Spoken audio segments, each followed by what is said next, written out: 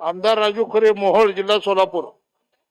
आमदार राजू खरे, मोहोळ विधानसभा मतदारसंघ, जिल्हा सोलापूर।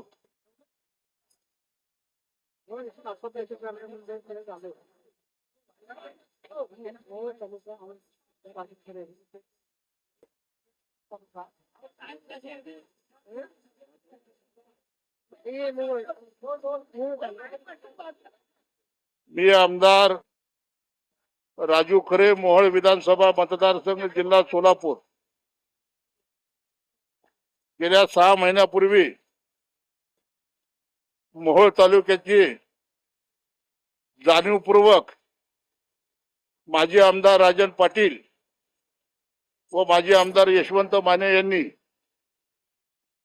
अनगर नावाच्या तालुक्यातलं सगळ्यात शेवटचं गाव असणारं, परंतु गेली 50 वर्ष मी मोहोळची आमदारकी त्यांच्याकडे होती आणि सत्तेच्या जोरावरती गावातलं तालुक्यातलं शेवटचं गाव असणाऱ्या ठिकाणी तहसील कार्यालयासारखं कार्यालय नेण्यात आलं।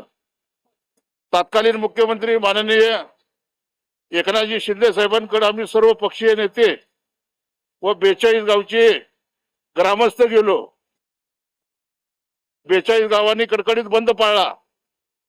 मोहोळ हे राष्ट्रीय महामार्ग क्रमांक 9 वर असणारं शहर आणि या शहराची बाजारपेठ उद्ध्वस्त करून तालुक्याच्या शेवटच्या गावाला केवळ माजी आमदाराचं गाव आहे आणि या सरकारला, शिंदे सरकारला, राष्ट्रवादी काँग्रेस पक्ष, शरदचंद्र आपलं अजितदादा पवार यांचा पाठिंबा असल्या कारणानं सदरचं कार्यालय हे नेण्यात आलं। महसूल अधिनियम हे सर्व पायधुळीत उडवण्यात आले। ज्या गावाला जायला इष्टही नाही अशा गावाला हे शासकीय कार्यालय नेण्यात आलं। मोहोळची बाजारपेठ उद्ध्वस्त करण्याचं महापाप तत्कालीन माजी आमदार राजन पाटील व यशवंत माने यांनी केलं। माननीय मुख्यमंत्री एकनाथजी शिंदे साहेबांकडे 42 गावचे ग्रामपंचायतचे ठराव दिले। 42 गावची लोक मोहोळ शहर माननीय मुख्यमंत्र्यांनी तात्पुरती स्थगिती व फेर संरक्षण अहवाल सादर करा अशा पद्धतीचे आदेश अतिरिक्त मुख्य सचिव महसूल यांना देण्यात आले।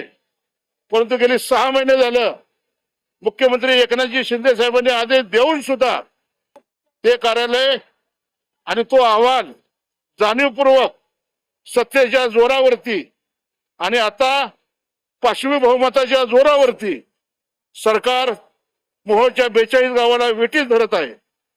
आणि म्हणून मी आज या सरकारचं लक्ष वेधण्यासाठी माननीय मुख्यमंत्री एकनाथजी शिंदे साहेब, फडणवीस साहेब आणि अजितदादा यांना 42 गावची लोक भेटली।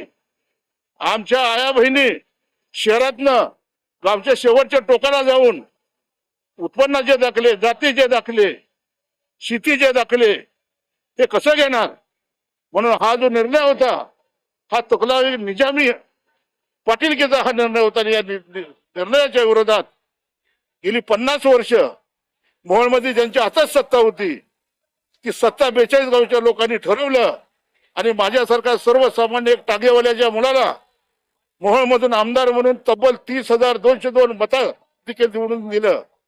आणि मग माझी पहिली जबाबदारी आहे की या 42 गावांसाठी आणि हे अप्पर कार्यालय रद्द करण्यासाठी मी आज या सरकारचं आपल्यामार्फत लक्ष वेधतो। परंतु मी एवढं मात्र नक्की सांगेन की मी आंबेडकरी चळवळीतून आलेला कार्यकर्ता आहे। बाबासाहेबांच्या संविधानाप्रमाणे तुम्हाला मनमानी निर्णय अजिबात घेऊ देणार नाही। आता विधानसभेत आणि विधानसभेच्या बाहेर रस्त्यावर तुमच्याशी लढा हा आमचा ठरलेला आहे। धन्यवाद।